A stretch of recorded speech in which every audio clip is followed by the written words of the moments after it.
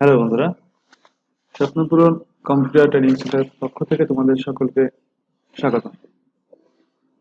আজকে আমরা এমএস ওয়ার্ডের একটা শর্টকাট টেকনিক নিয়ে আলোচনা করব।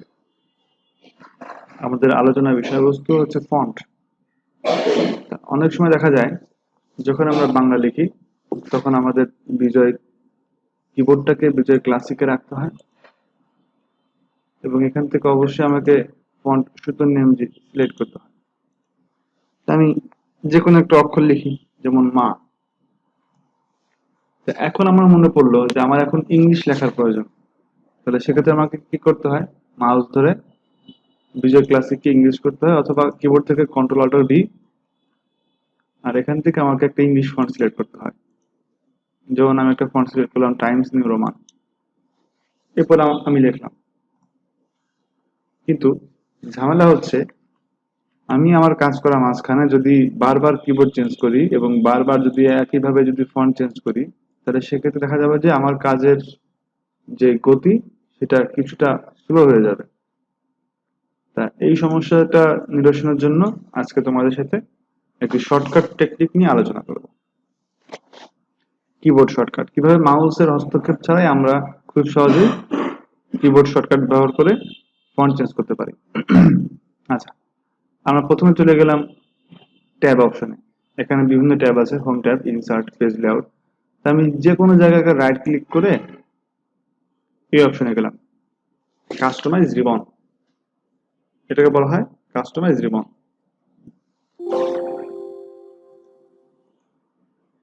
কাস্টমাইজ রিবনে ক্লিক করলাম, একটা বিশাল একটা উইন্ডো আসলো। এখানে লেখা আছে keyboard shortcut, keyboard shortcuts customize. কাস্টমাইজে ক্লিক করলাম।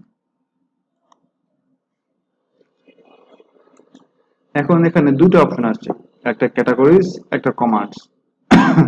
তার ক্যাটাগরিজ থেকে আমি ফন্ট অপশনটা খুঁজবো। ফন্ট, এই যে ফন্ট, বা তোমরা চাইলে ইচ্ছা করলে কিবোর্ড থেকে এফ চাপ দিতে পারো। এফ প্রেস করলে ফন্ট চলে আসবে। এখন খেয়াল করো, আমার ফন্ট দুইটা, একটা বাংলা ফন্ট, একটা ইংরেজি ফন্ট। তাহলে আমি বাংলা ফন্ট হিসেবে সূত্র নিয়ম যে বাছাই করলাম, আমি কিবোর্ড থেকে এস চাপলাম। এস চাপতে চাপতে দেখো সূত্র নিয়ম যে ফন্ট আসবে, বা তুমি মাউসের হুইল ঘোরাও, এই যে আসলো সূত্র নিয়ম যে ফন্ট। সূত্র নিয়ম যে উপর মাউস ক্লিক করলাম, প্রেস নিউ শর্টকাট কি। আমি এখানে একটা শর্টকাট কি দিলাম, যেমন আমার ক্ষেত্রে control plus minus, control plus hyphen আমি অ্যাসাইন করলাম। অর্থাৎ আমি যখন কিবোর্ডে কাজ করা অবস্থায় কন্ট্রোল প্লাস হাইফেন চাপ দেবো, তখন আমার ফন্ট অটোমেটিক শুধু নেমজ হয়ে যাবে। এখন চাচ্ছে একটা ইংলিশ ফন্ট দেওয়ার জন্য, আমি একটা ইংলিশ ফন্ট নেই, টাইমস নিউ রোমান।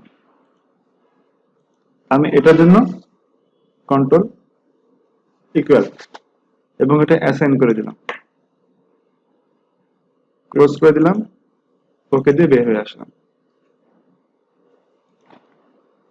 এখন আমি আমার কিবোর্ডটাকে বিজয় ক্লাসিকটাকে বিজয় ক্লাসিক করে নিই, ইংলিশকে বিজয় ক্লাসিক করে নিই।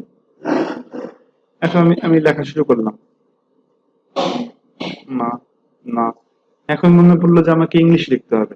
আমি কি করলাম, কন্ট্রোল অল্ট বি চাপ দিয়ে আমার কিবোর্ডটাকে ইংলিশ করে নিলাম এবং কন্ট্রোল সমান সমান চাপ দিলে আমার এখানে ফন্ট চেঞ্জ হয়ে গেল। এবার আমি ইংলিশ লিখতে পারি,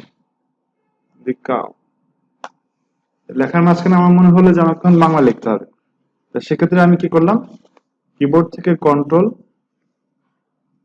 হাইফেন চাপ দিলাম, আমার এখানে বাংলা ফন্ট চলে আসলো এবং বিজয় কিবোর্ডকে কন্ট্রোল অল্টার বি, বিজয় ক্লাসিকে চলে আসলো। এখন আমি বাংলা লিখতে পারি আমার যা খুশি, শুধুমাত্র ফন্টটা সিলেক্ট করতে হবে।